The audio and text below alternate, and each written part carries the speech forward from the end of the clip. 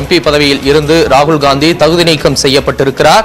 அதனைத் தொடர்ந்து காங்கிரஸ் கட்சியினுடைய தொண்டர்கள் நிர்வாகிகள் போராட்டத்தில் ஈடுபட்டிருக்கின்றனர். அடுத்த கட்ட நடவடிக்கை ஆலோசனையிலும் ஈடுபட்டிருக்கின்றனர். எதிர்க்கட்சி தலைவர்கள் கடும் கண்டனத்தை தெரிவித்திருக்கக்கூடிய நிலையில் களத்தின் காட்சிகளை பார்த்துக் கொண்டிருக்கிறோம். தற்போது நம்முடைய நியூஸ் 18 தமிழ்நாடு தொலைக்காட்சியின் ஆசிரியர் கார்த்திகை செல்வன் இணைப்பில் இருக்கிறார். வணக்கம் திரு கார்த்திகை செல்வன். ராகுல் காந்தி மீதான இந்த தகுதி நீக்க நடவடிக்கையை எப்படி பார்க்கலாம்? இதனுடைய முக்கியமான அம்சங்கள் கூறுகளை எப்படி புரிஞ்சுக்கலாம்?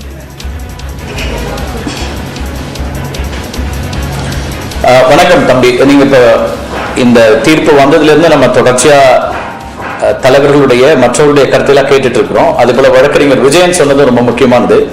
இதை கடந்து நம்ம இந்த வழக்கு நேற்றைக்கு 2 ஆண்டுகள் அவருக்கான தண்டனை அப்படின்னு வழங்கப்பட்ட பிறகு டிஸ்குவாலிபிகேஷன் இம்மீடியட்டா வரும் அப்படிங்கறத லீகல் எக்ஸ்பர்ட் சொல்லிட்டு இருந்தாங்க. இன்றைய காலையில செய்தித்தாள்களையும் நம்ம அதை பார்த்தோம்.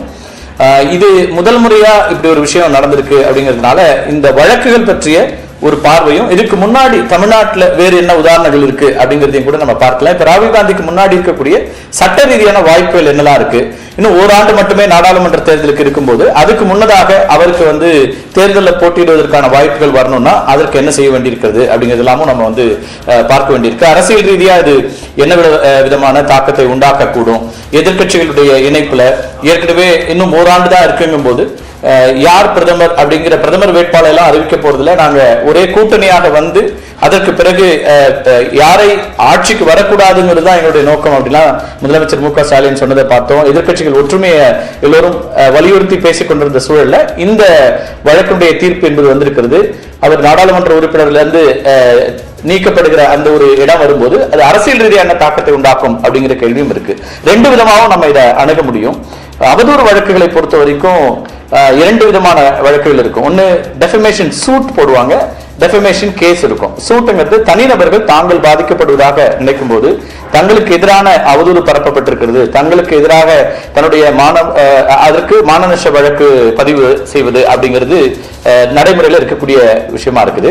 இதுல டெஃபமேஷன் கேஸ் தான் இருக்கு. டெஃபமேஷன் சூட்ன்றது அதுல இழப்பீடு கேட்பாங்க. 1 கோடி ரூபாய் எனக்கான இழப்பாக கொடுக்கணும் அல்லது இத்தனை லட்சம் ரூபாய் கொடுக்கணும்னு கேட்கக்கூடியது டெஃபமேஷன் சூட்டு.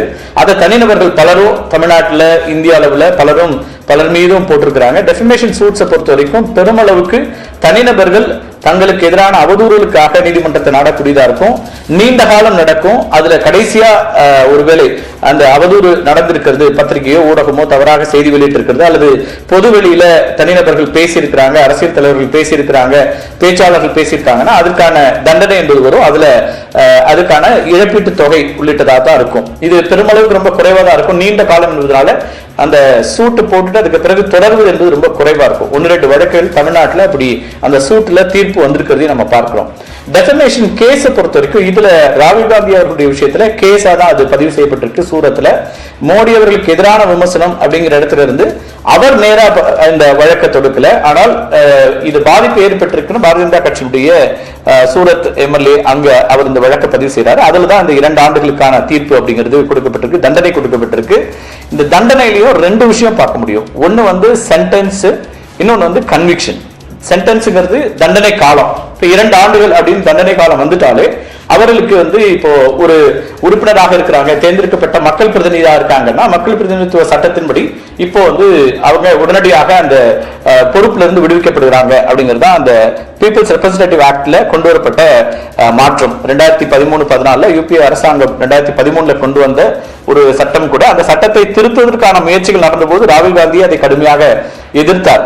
அப்படி எந்த மாற்றமும் செய்யக்கூடாது அப்படின்னு சொல்லிட்டு. இதுக்கு முன்னாடி ஏற்கனவே லல்லு பிரசாத் யாதவ் பீகாருடைய முதலமைச்சராக இருந்தவர், அவருக்கு மீதான லஞ்ச வழக்குல அவருக்கு தீர்ப்பளிக்கப்பட்டு அவருக்கு தண்டனை கொடுக்கப்பட்ட போது அவர் இதே சட்டத்தின் அடிப்படையில் அவர் தன்னுடைய முதலமைச்சர் பொறுப்புல மட்டுமில்ல சட்டமன்ற உறுப்பினர் பொறுப்புல இருந்தும் நீக்கப்பட்ட அந்த செய்திகளை நம்ம பார்த்தோம். இப்போது வரைக்கும் அவர் வழக்குகளை எதிர்கொண்டு இருக்கிறார், சிறையில் இருக்கிறார்.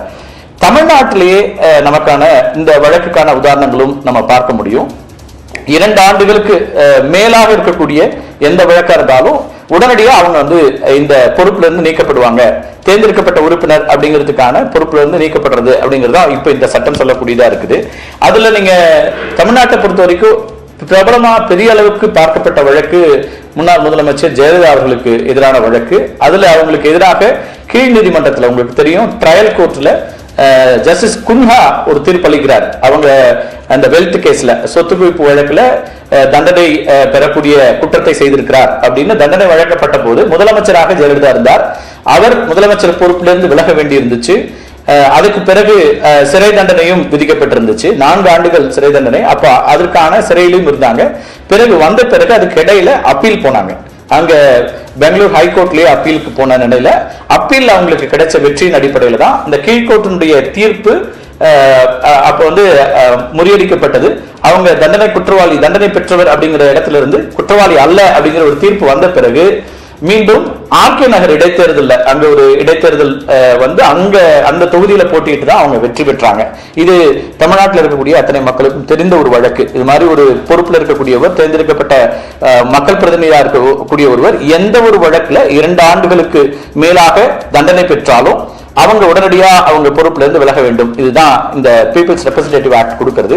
அப்படி அவங்க விலகின பிறகு ஹைகோர்ட் போய் அவர்களுக்கான தீர்ப்பு வந்த பிறகு மீண்டும் அவங்க வந்து தேர்ந்தெடுக்கப்பட்ட ஒரு உறுப்பினராக வர முடிஞ்சிச்சு. மீண்டும் முதலமைச்சராக பொறுப்பேற்றாங்க. இதெல்லாம் நம்ம பார்த்திருக்கிறோம். இப்போ உச்சநீதிமன்றத்துக்கு சென்ற பிறகு அதுல தீர்ப்பளிக்கப்பட்ட பிறகுதான் சசிகலா அவர்களும் முதலமைச்சராகிறதுக்கான ஒரு முயற்சி நடந்தது. 2017 ஜெயலலிதா அவர்கள் மறைவுக்கு பிறகு சசிகலா முதலமைச்சராக தேர்ந்தெடுக்கப்படுகிறார். அந்த சட்டமன்ற உறுப்பினர்கள்லாம் சேர்ந்து அவரை முதலமைச்சராக தேர்ந்தெடுக்கிறோம்னு கடிதம் கொடுக்கப்பட்டது அப்போதைய ஆளுநர்கிட்ட, வித்யாசாகர் ராவ்கிட்ட. ஆனால் அதுக்கு பிறகு காலதாமதமான நிலையில உச்சநீதிமன்ற தீர்ப்புக்கு பிறகு அவர் அந்த பொறுப்பை ஏற்க முடியாத சூழல். 4 ஆண்டுகள் சிறை தண்டனை. இப்போ பெங்களூர் அக்ரஹார சிறையில சிறை தண்டனை முடிச்சுட்டு இப்ப வந்தாலும் கூட தேர்தலில் போட்டியிட முடியாது அப்படிங்கிற ஒரு நிலை இருக்கு. 6 ஆண்டுகளுக்கு அவங்க தேர்தலில் போட்டியிட முடியாது. இப்ப அந்த சூழலை நம்ம ராகுல் காந்திக்கு அப்படி பொருத்தி பார்க்க முடியுமா? இன்னொன்னு நம்ம நவ்ஜோத் சிங் சித்துனுடைய உதாரணம் கூட பார்க்க முடியும். கிரிக்கெட் வீரர் சித்து வந்து ஒரு விபத்து ஏற்படுத்திய வழக்குல தண்டிக்கப்படுறாரு. அதுக்கு பிறகு அவர் டிஸ்குவாலிஃபை ஆகிறாரு. மீண்டும் உச்சநீதிமன்றத்துக்கு போய் அந்த தண்டனையில அவர் வந்து அந்த தண்டனைக்கும் அவருக்கு எதிரான தீர்ப்புக்கும் தடை பெற்ற பிறகுதான் மீண்டும் வந்து நாடாளுமன்ற உறுப்பினராக தேர்வாகிறார். அந்த தேர்தலில் போட்டியிட்டு தேர்வாகக்கூடிய ஒரு சூழல் இருக்கு. இப்ப ராகுல் காந்திக்கு இருக்கக்கூடிய சூழல் என்ன அப்படின்னா, சூரத்ல இப்ப ட்ரையல் கோர்ட் அவருக்கான தீர்ப்பை கொடுத்துட்டாங்க. 2 ஆண்டுகள் சிறை தண்டனையை ட்ரையல் கோர்ட்டை நிறுத்தி வைக்க முடியும். அதாவது இந்த சென்டென்ஸ் சொல்லப்படக்கூடிய தண்டனை காலத்தை நிறுத்தி வைப்பதற்கான அதிகாரம் ட்ரையல் கோர்ட்டுக்கே உண்டு. 30 நாட்கள் இப்ப அதுக்கான அந்த அவங்களே பெயில் கொடுத்துருவாங்க. அதுதான் நடைமுறையில் இருக்கிறது. அதனாலதான் உடனடியாக சிறைக்கு செல்ல வேண்டாம், பெயில் அப்படிங்கிறது ஆட்டோமேட்டிக்கா கிடைச்சிரும். அந்த 30 நாட்கள் அதுக்கான கால அவகாசமும் இருக்கு இதை எக்ஸிக்யூட் பண்றதுக்கு. எனவே அதற்குள்ளாக அவர் வந்து அப்பீல் போக முடியுங்கிற ஒரு இடத்துலதான் நேற்றில இருந்து இந்த வாத பிரதிவாதங்கள் சட்ட ரீதியா நடந்துகிட்டே இருந்துச்சு. இப்ப தண்டனை காலம் நிறுத்தி வைக்கப்பட்டிருக்க, தண்டனை காலத்திற்கான ஒரு ஸ்டே கிடைச்சிருக்கு, பெயில் கிடைக்குது அவருக்கு அப்படின்னா உடனடியா இவங்களே டிஸ்குவாலிஃபை ஆக மாட்டாங்க.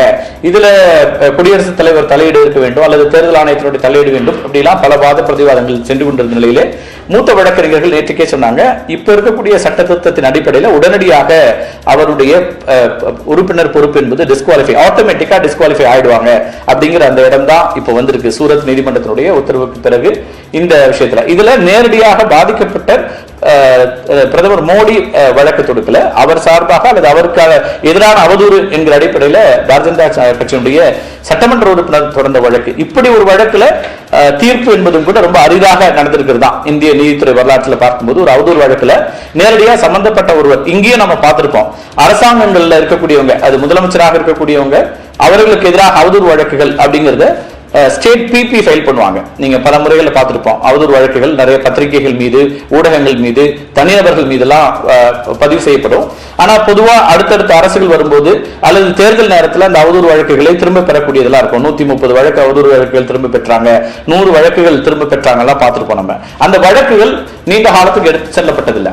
அதே போல ரொம்ப விரைவா தீர்ப்பு வாங்கப்பட்ட அவதூறு வழக்கு அப்படிங்கிறது கூட இதுவாக பார்க்க முடிகிறது.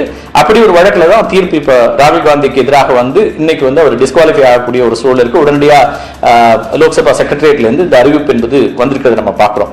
அப்ப இப்போ சட்ட ரீதியா அவருக்கு என்ன அடுத்த வாய்ப்பு அப்படின்னா, ஹைகோர்ட்டுக்கு தான் அவர் அப்பீல் பண்ணணும். அதுவும் குஜராத்ல இருக்கக்கூடிய உயர்நீதிமன்றத்துல தான் தன்னுடைய இரண்டையும் எதிர்த்து இப்ப வந்து சென்டென்ஸ் தண்டனைக்கான தடை இருக்கிறது, ஆனால் தீர்ப்புக்கான தடை அவர் பெற வேண்டும். இப்ப இந்த 2 ஆண்டுகள் அவருக்கான தண்டனை அப்படிங்கிற தீர்ப்பும் அவர் குற்றவாளி அப்படின்னு கொடுக்கப்பட்டிருக்க தீர்ப்புக்கும் தடை பெற வேண்டும். அப்படி தடையை வாங்கினாராதான் அடுத்தது அவர் வந்து தேர்தலில் போட்டியிட முடியும். அது வரைக்கும் அவருக்கு 6 ஆண்டுகள் போட்டியிட முடியாதுங்கிற அந்த ஆக்ட் தான் அப்ளை ஆகும். அடுத்த 6 ஆண்டுகளுக்கு ராகுல் காந்தி தேர்தலில் போட்டியிட முடியாது until otherwise he got an interim order or அப்பீல்ல போய் அவருக்கான இந்த ஒரு தீர்ப்பு கிடைக்கிற வரைக்கும். இப்ப குஜராத் நீதிமன்றத்துல உயர்நீதிமன்றத்துல அவர் அணுகி அவருக்கான ரிலீஃபை வாங்க வேண்டி இருக்கும். அதுக்கு பிறகு நிச்சயமா உச்சநீதிமன்றத்துக்கான வாய்ப்பும் இருக்குது. இப்ப தண்டனைக்கு கிடைக்கிற அந்த வாய்ப்பு போலவே தண்டனை இப்ப ஸ்டே ஆயிருக்க மாதிரி கன்விக்ஷனுக்கான ஸ்டே அவர் வாங்க வேண்டியிருக்கு. அதுதான் இப்ப இருக்கக்கூடிய சட்ட ரீதியான ஒரு சேலஞ்ச் ராகுல் காந்தியை பொறுத்த வரைக்கும். அதை எதிர்கொள்றேன்னு காங்கிரஸ் நேற்றிலிருந்தே சொல்றாங்க, சட்ட ரீதியா எதிர்கொள்வோம். பிரியங்கா காந்தி சொல்றாங்க, என்னுடைய சகோதரர் உறுதியாக இருக்கிறார், அவர் அப்படி சைலன்ஸ் பண்ண முடியாது, விமர்சனங்களை முன்வைப்பார் அப்படிங்கிறதுலாம் நேற்றிலிருந்து சொல்லக்கூடியதெல்லாம் நம்ம பார்க்கிறோம்.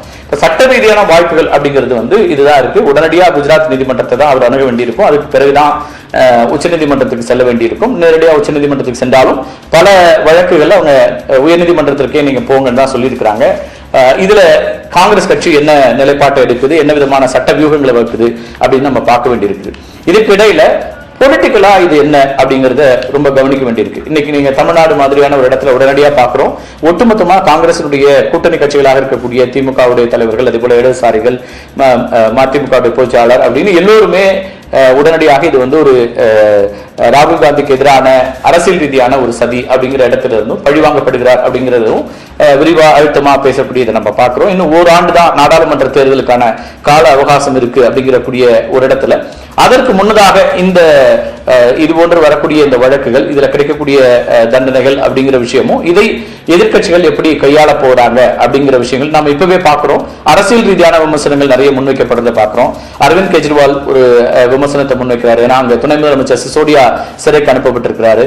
அதே போல பல மற்ற நடவடிக்கைகள் இது எல்லாத்தையுமே அரசியல் ரீதியா பொலிட்டிக்கல் வெண்டட்டா, பொலிட்டிக்கல் அரசியல் பழிவாங்கல் என்பதாக எதிர்கட்சிகள் முன்வைக்கக்கூடியதை பார்க்கிறோம். அதே நேரத்தில் ஆளுங்கட்சியிலிருந்து இது முழுக்க நீதிமன்றத்தினுடைய ஒரு தீர்ப்பு, அந்த தீர்ப்பின் அடிப்படையில் அவர் ஆட்டோமேட்டிக்கா டிஸ்குவாலிஃபை ஆகிறாரு, இதுல அரசியல் எங்கே வருகிறது அப்படிங்கிற வாதங்களை அவங்க முன்வைக்கிறாங்க. ஆனாலும் இது ரொம்ப முக்கியமான ஒரு கட்டத்தை நோக்கி நகர்கிறது. இந்த நிலையில ராகுல் காந்திக்கான இந்த சென்டென்ஸ், அவருக்கு எதிரான சட்ட நடவடிக்கைகள் உள்ளிட்ட அம்சங்கள்ல இருந்து எதிர்கட்சிகளுடைய ஒற்றுமை அல்லது எதிர்கட்சிகள் ஒரு அணியில வர வேண்டிய ஒரு தேவையோ நிர்பந்தமோ அல்லது அடுத்தடுத்த கட்டங்கள்ல நடக்க வாய்ப்புகள் இருக்கிறதா அப்படிங்கிறதும் அடுத்தடுத்த நாட்கள் நம்ம பார்க்க வேண்டியிருக்கோம் பொலிட்டிக்கலா. ஏன்னா இதுக்கு முன்னாடி அப்படியான எந்த ஒரு வாய்ப்பும் இல்லாம இருக்குது. நீங்க வெவ்வேறு மாநில கட்சிகள் தனித்தனியா அவங்களுக்கான ஆஸ்பிரேஷன்ஸ் அப்படின்லாம் இருக்கக்கூடிய ஒரு சூழல்ல ராகுல் காந்திக்கான இந்த விஷயத்துல யார் யாரெல்லாம் எப்படி எதிர்வினையாற்றுகிறார்கள் அப்படிங்கிறது கூட அரசியல் ரீதியா நம்ம முக்கியமா கவனிக்கப்படக்கூடிய ஒரு இடமாக மாறி இருக்கிறது தமிழ். அப்ப இது பொலிட்டிக்கலாவும் சரி, ரொம்ப கவனம் பெறக்கூடிய இந்தியா முழுக்க இன்னைக்கு காங்கிரஸ் கட்சியினர் போராட்டங்கள் உள்ளிட்ட அம்சங்களை நம்ம பார்க்கிறோம். இது அரசியல் ரீதியா என்ன தாக்கத்தை உண்டாக்குதுங்கிறதும் நம்ம அடுத்த சில நாட்கள்ல பார்க்க முடியும். நன்றி திரு கார்த்திகை செல்வன். இணைப்பில் இது தொடர்பான பல்வேறு அலசல்களையும் பார்வைகளையும் முன்வைத்தமைக்கு. தொடர்ந்து ராகுல் காந்தி பதவி நீக்கம் செய்யப்பட்டதை, தகுதி நீக்கம் செய்யப்பட்டதை அடுத்து நாடு முழுவதும் காங்கிரஸ் தொண்டர்கள் போராட்டத்தில் ஈடுபட்டு வருகின்றனர். இன்னும் சற்று நேரத்தில் டெல்லியில் உள்ள காங்கிரஸ் தலைமை அலுவலகத்தில் அதனுடைய தேசிய தலைவர்கள், மூத்த தலைவர்கள் கூடி ஆலோசனை செய்ய இருப்பதான தகவலும் நமக்கு தற்போது கிடைத்திருக்கிறது. அது தொடர்பான செய்திகளையும் தொடர்ந்து பார்த்துக் கொண்டிருக்கிறோம்.